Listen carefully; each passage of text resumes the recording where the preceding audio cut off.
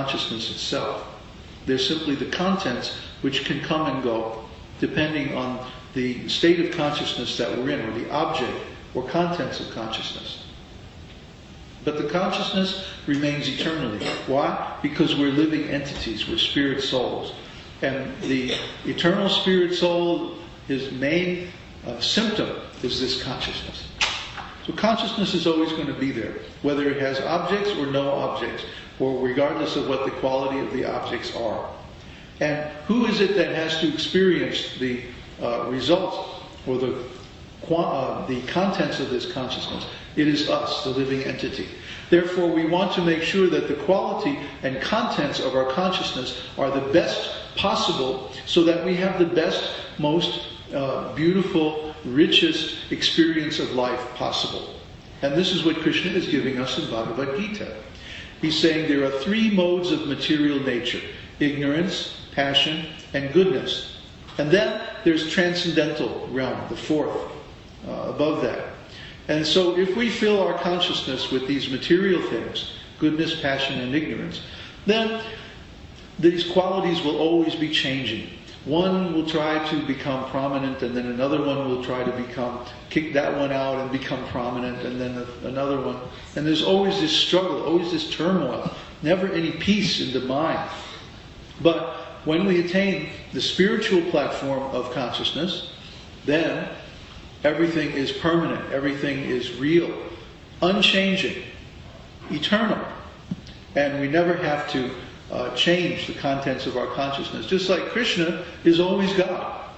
And never was there a time when he wasn't God, and never in the future shall be there a time when he's not God. He's always God. So once we come to consciousness of Krishna, Krishna consciousness, then we never have to change that. We never have to go study another, after Bhagavad-gītā, oh, there's going to be another book that tells us something different. No. Bhagavad-gītā is eternal.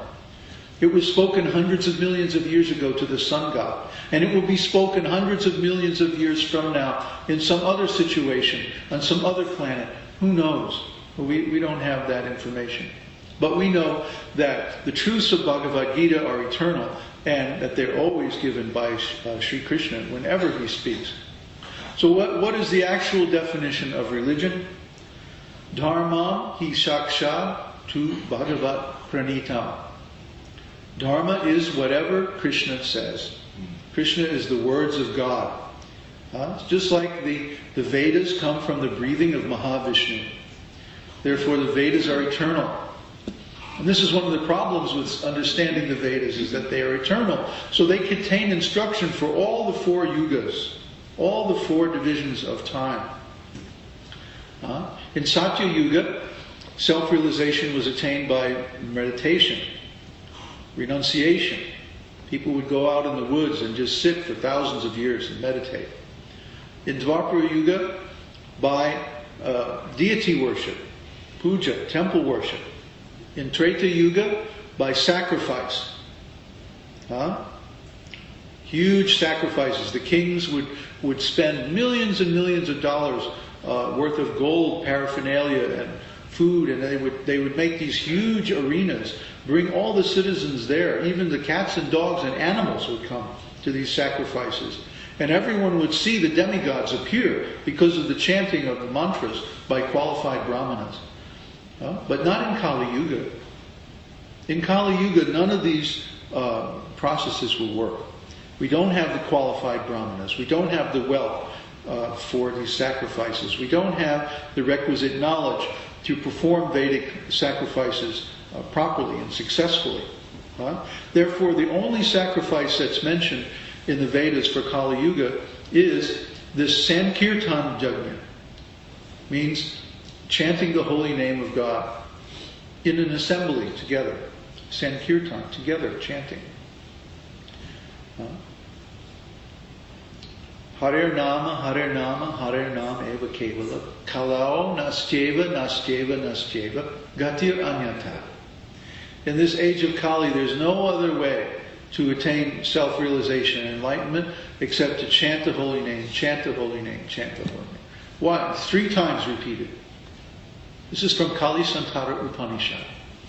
Okay, so by quoting from Upanishad, this is final. You have to accept.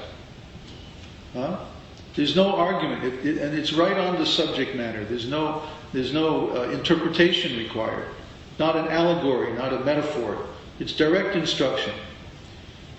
In Kali Yuga, Hare Nama, Hare Nama, Hare Nama. The name of God. Why 3 times? Well, one thing is to make it conclusive. And the other thing is that there are 3 stages in the chanting of Hare Krishna or Hare Nama. One is the offensive stage, where a person is committing offenses. They don't know what these offenses are because of ignorance. But they're chanting somehow or other, so that they get to the next stage, which is the clearing stage. In the clearing stage, you're under the guidance of a spiritual master who is giving you knowledge what these 10 offenses are. And therefore you're striving to overcome them and get to the point where all your anarthas, the unwanted things, go away. And then Hare Nama, in the 3rd stage, is a perfectional stage. And this is the stage where you realize that the holy name and the Lord Himself are identical.